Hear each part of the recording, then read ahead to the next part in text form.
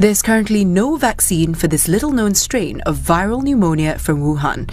An infectious diseases specialist tells CNA that it would take at least 3 to 4 years to develop a vaccine for it.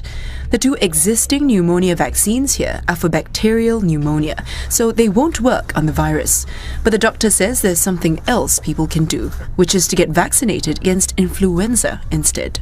Pharmaceutical companies that CNA spoke to declined to comment, as scientists are still trying to identify and understand the new strain. But Singapore is well prepared regardless. The Health Ministry says it's monitoring the situation closely. It urges people to be vigilant and to watch their personal hygiene.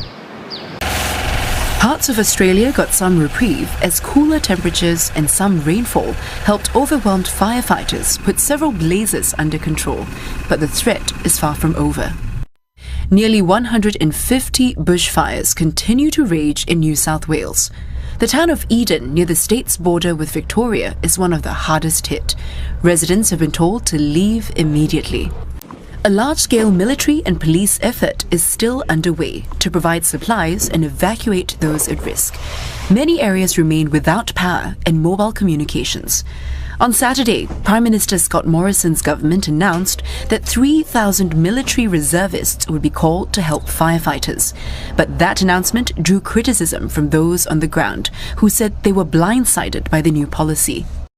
The fires are taking a heavy toll on Australia's wildlife, with 500 million animals affected. They include these baby koalas, newly orphaned by the fires. Authorities say at least half of the country's disease-free koala population is feared dead.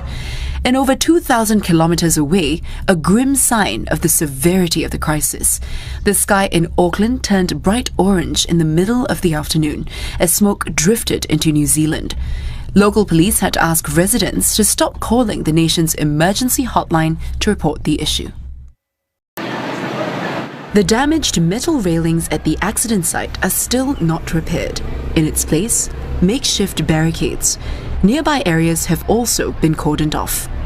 The major difference from last Sunday is that people were not mingling around the pavements outside the mall. Instead, they came to place flowers, cards and candles in memory of the victims. Many say they'll avoid the pavements. However, some workers were still seen picnicking across the street.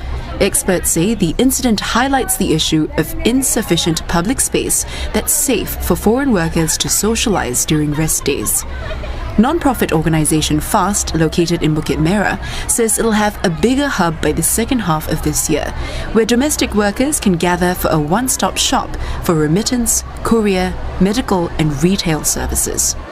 FAST says it's also offering free counselling services for those who may be affected by the accident, as post-traumatic stress disorder may not show up immediately.